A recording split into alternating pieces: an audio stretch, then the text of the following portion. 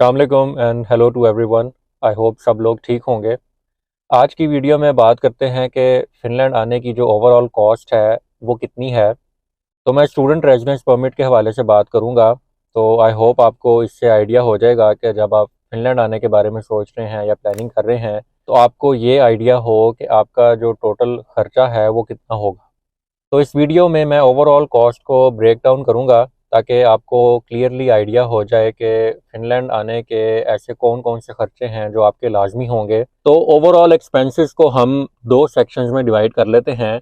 पहला सेक्शन आपके एडमिशन लेने तक का जो प्रोसेस है उस हवाले से है। तो हम उसमें ये देखेंगे कि आपने जब तक एडमिशन लेना है या जब तक आपने एडमिशन के लिए अप्लाई करना है उस प्रोसेस में आपका कितना खर्चा होगा, और फिर उसके बाद जो रेजिडेंस परमिट लेने का प्रोसेस है उसमें आपका कितना खर्चा होगा।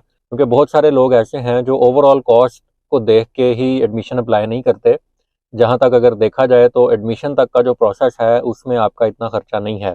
अच्छा जी, तो सबसे पहला जो आपका खर्चा आएगा वो इंग्लिश लैंग्वेज प्रोफिशिएंसी का जो टेस्ट है उस पे आएगा। उसमें आपका आइल्स आ सकता है, टोफल है, पीटी एकेडमिक है। तो आइल्स के हवाले से बात करें तो उसकी जो फ़ी है वो अराउंड 50,000 रुपीज़ टू 60,000 रुपीज़ है। तो अगर इसको मैं यूरोज़ में कन्वर्ट कर लूँ तो ये राउंड अबाउट 200 यूरोज़ बनते हैं। तो सबसे पहला जो आपका खर्चा आएगा वो आपका आइल्स है या टोफल है या पीटी एकेडमिक है। तो इस हवाले से हमने नोट डाउन कर लिया कि 200 यूरोज़ आपकी इस पे कॉस्ट आएगी। इसके बाद आपकी डॉक्यूमेंट्स की अटेस्टेशन है जो आपने हायर एजुकेशन कमीशन से करवानी है, आपकी डिग्री और आपका ट्रांसक्रिप्ट। ये इतनी ज़्यादा कॉस्ट नहीं है। अगर 4-5 कॉपीज़ की बात की जाए जो आप अटेस्ट करवाएंगे, फॉर एग्जांपल अगर यूनिवर्सिटी आपसे एक्सपेक्ट करती है कि आप जो हार्ड कॉपीज़ हैं वो भी सेंड करें, तो 4-5 कॉपीज़ की अटेस्टेशन और फिर ओरिजिनल जो आपकी बैचलर्स की डिग्री है और जो आपका ट्रांसक्रिप्ट है उसकी अटेस्टेशन की बात की जाए तो 25 टू 30 यूरो के अंदर अंदर आपकी ये अटेस्टेशन हो जाएगी। तो ये दो मेन खर्चे हैं जो आपके एडमिशन तक का जो प्रोसेस है उसमें होने हैं।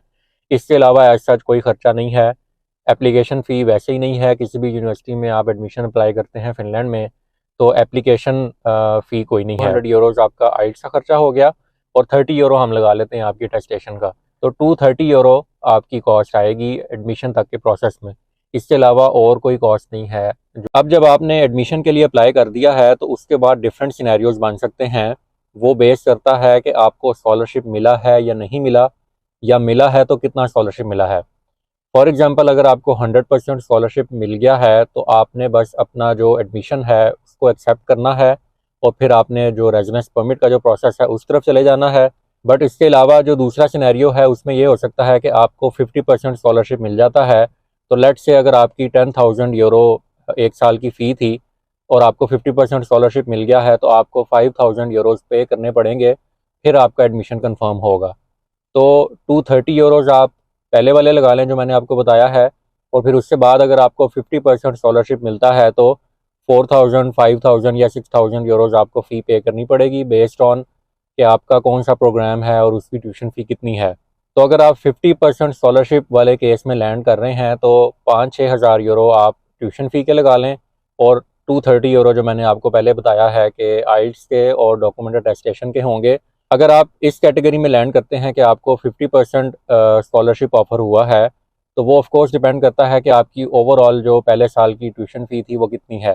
फॉर एग्जांपल अगर वो 10,000 यूरो ट्यूशन फ़ी थी या 8,000 यूरो ट्यूशन फ़ी थी तो 50% के बाद आपको 4,000 या 5,000 पे करना पड़ेगा, फिर आपका एडमिशन कंफर्म होगा। नॉर्मली आपको यूनिवर्सिटी 1-2 वीक देती है जब आपको एडमिशन के बारे में बताती है कि आपने 1-2 वीक के अंदर अपनी ट्यूशन फ़ी पे करनी है।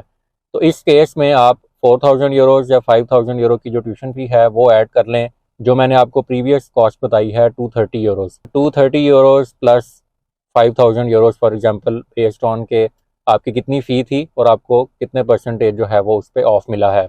नॉर्मली अगर आपने अपनी एप्लीकेशन अच्छे तरीके से सबमिट की है, अगर मोटिवेशन लेटर अच्छा है, तो 50% नॉर्मली स्कॉलरशिप की अच्छी रेशो है जो मोस्टली स्टूडेंट्स को मिल जाता है। बट ऑफ कोर्स आपको एम 100% के लिए ही करना चाहिए। और जो पहली कैटेगरी थी जो मैंने आपको बताई है जिसमें आपको 100% स्कॉलरशिप मिला है, तो उसमें आपको कोई ट्यूशन फ़ी पे नहीं करनी पड़ेगी। आप जस्ट एडमिशन ऑफर जो है वो एक्सेप्ट करेंगे और जो मैंने आपको 230 यूरो एक्सपेंस बताया हुआ है उसमें ही आपका अगर देखें तो एडमिशन कंफर्म हो जाएगा। इसके अलावा जो कैटेगरी बनती है वो ये बनती है कि आपको स्कॉलरशिप बिल्कुल भी नहीं मिला, तो वो फिर डिपेंड करता है कि जिस प्रोग्राम में आपने अप्लाई किया है उसकी ट्यूशन फ़ी कितनी थी, तो वो आप ऐड कर लें 230 यूरोज़ के अंदर, जो मैंने आपको पहले बताए हैं। इसके अलावा जो एक और कैटेगरी बन सकती है वो ये है कि आपको 100% स्कॉलरशिप भी मिल जाता है, और इसके अलावा आपको एडिशनल जो स्टाइपेंड है यूनिवर्सिटी की तरफ से वो भी मिलता है। वो नॉर्मली 5-6 हज़ार यूरो का होता है। तो अगर उसको देखा जाए तो आपकी ट्यूशन फ़ी भी ख़त्म हो जाती है, और फिर जो आपको बाद में बैंक स्टेटमेंट के हवाले से पैसे शो करने पड़ते हैं जो कि 6,720 यूरो हैं, तो उसमें से आप वो स्टाइपेंड माइनस कर देते हैं, और फिर जो रिमेनिंग अमाउंट है वो आपने सिर्फ शो करनी होती है बैंक स्टेटमेंट में। फॉर एग्जांपल, अगर आपको 5,000 यूरो का स्टाइपेंड मिला है जो कि एक स्कॉलरशिप है, फिनलैंड स्कॉलरशिप, जिसमें आपको 5,000 यूरोज़ की जो है वो ग्रांट भी मिलती है, या आप उसको स्टाइपेंड कह लें या एडिशनल स्कॉलरशिप कह लें। तो उस केस में क्या होगा कि जो 6,720 यूरो की आपने बैंक स्टेटमेंट दिखानी है, उसमें से आप 5,000 यूरोज़ माइनस कर देंगे, और फिर आपको बैंक स्टेटमेंट सिर्फ 1,720 यूरो की दिखानी पड़ेगी। तो ये 3 से 4 केसेस बनते हैं, ये जो एडमिशन वाला स्टेप है इस पे आके, कि आपकी जो कॉस्ट है वो किस तरफ जाएगी। इसके बाद हम आ जाते हैं कि अब आपका एडमिशन कंफर्म हो गया है, आप इन 3-4 कैटेगरीज में कहीं पे भी लैंड कर सकते हैं। तो ये मैंने आपको ओवरऑल जो सारे केसेस हैं वो बना के बता दिए हैं, तो आप किसी भी केस में लैंड कर सकते हैं, उस बेस पे आपका जो है वो खर्चा होगा। तो अब हम रेजिडेंस परमिट का जो प्रोसेस है उनके खर्चों की बात कर लेते हैं। तो सबसे पहला जो इसमें खर्चा है वो आपके स्टूडेंट रेजिडेंस परमिट की जो फ़ी है वो है, जो कि 350 यूरोज़ है। इसके अलावा आपको हेल्थ इंश्योरेंस भी लेनी पड़ती है जब आपने फ़िनलैंड का स्टूडेंट रेजिडेंस परमिट अप्लाई करना है। तो उसमें भी डिफरेंट ऑप्शंस हैं। अगर आपने चीपर ऑप्शन की तरफ जाना है तो आप यूनाइटेड इंश्योरेंस ले सकते हैं, जो 15-20 हज़ार में आई थिंक मिल जाती है, इससे ज़्यादा उसकी कॉस्ट नहीं होगी। इसके अलावा अगर आपने कोई इंटरनेशनल हेल्थ इंश्योरेंस लेनी है तो उसमें जो स्टूडेंट के लिए बेस्ट ऑप्शन है वो स्विस केयर है, जो 197 यूरो की आपको मिलती है 1 साल की।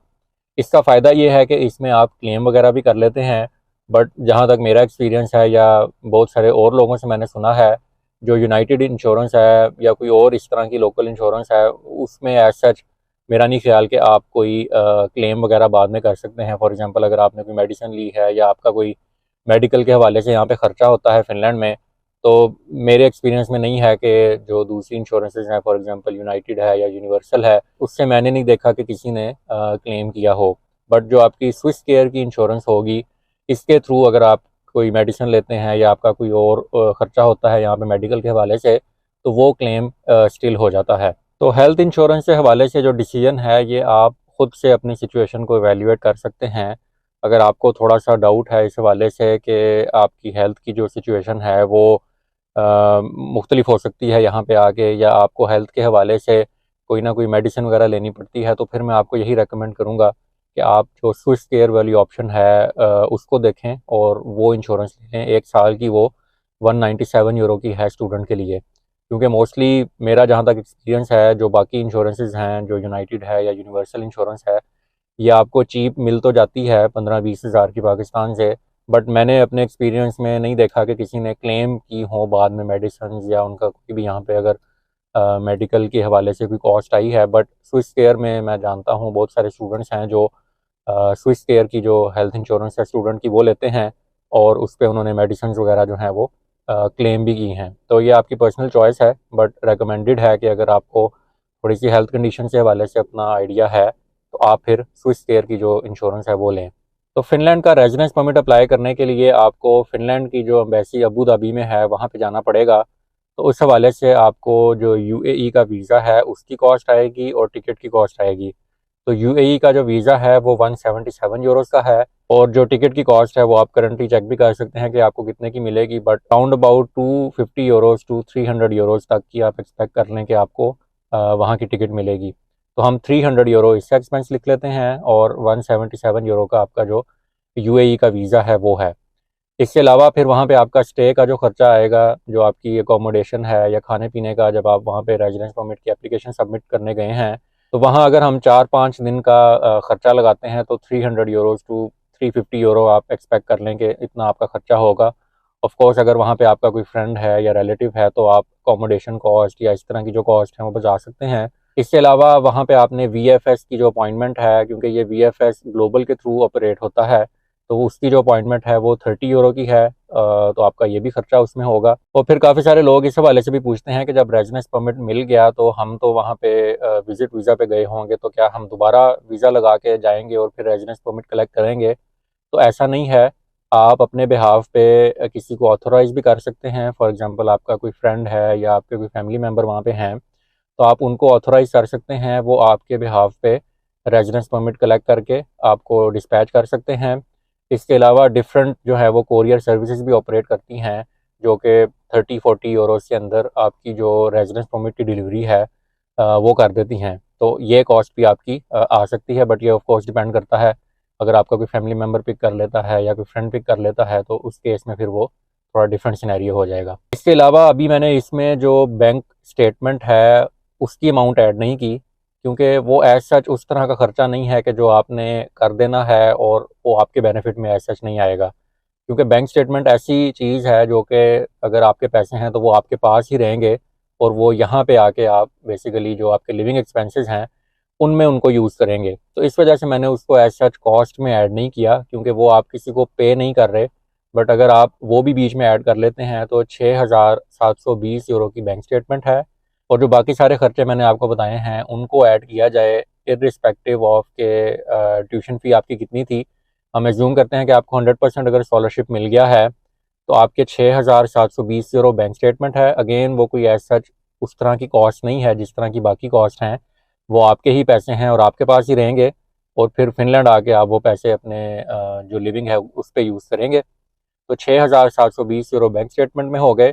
और जो बाकी कॉस्ट मैंने आपको बताई है ट्यूशन फ़ी निकाल के, वो तकरीबन 1,400 यूरो से लेके 1,500 यूरो तक का आपका खर्चा है जो होगा अगर आपको 100% स्कॉलरशिप मिल जाता है।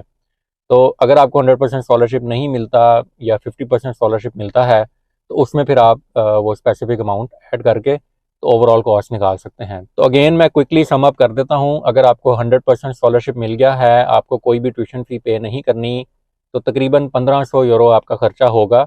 इसमें आप जो अपनी बैंक स्टेटमेंट है उससे पैसे ऐड कर लें जो कि 6,720 यूरो हैं, तो तकरीबन 8,000 यूरो आप एक्सपेक्ट कर लें कि आपकी कॉस्ट आएगी। बट अगेन जो 6,720 यूरो है वो एज सच कॉस्ट नहीं है, क्योंकि वो आपके ही पैसे हैं। वो सिर्फ आप एम्बेसी को शो करवा रहे हैं कि आपके पास लिविंग एक्सपेंसेस यहाँ पे मौजूद हैं। बट जो अगर आपका खाली खर्चा आएगा वो तकरीबन 1,500 यूरो है, अगर आपको कोई ट्यूशन फ़ी पे नहीं करनी। अगर आपको 50% फॉर एग्जांपल पे करनी है और आपकी टोटल 10,000 यूरो फ़ी है, तो 5,000 यूरो आप ऐड कर लें उस 1,500 यूरो में, तो ये आपकी बेसिकली कॉस्ट आएगी फिनलैंड मूव होने के लिए।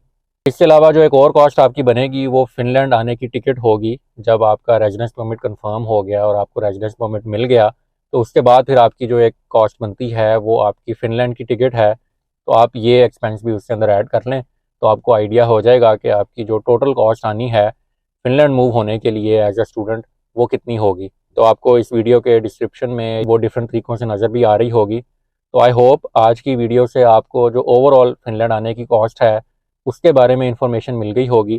तो इंशाल्लाह मिलते हैं किसी अगली वीडियो में मज़ीद फ़िनलैंड की इंफॉर्मेशन के हवाले से। तब तक के लिए अल्लाह हाफ़िज़।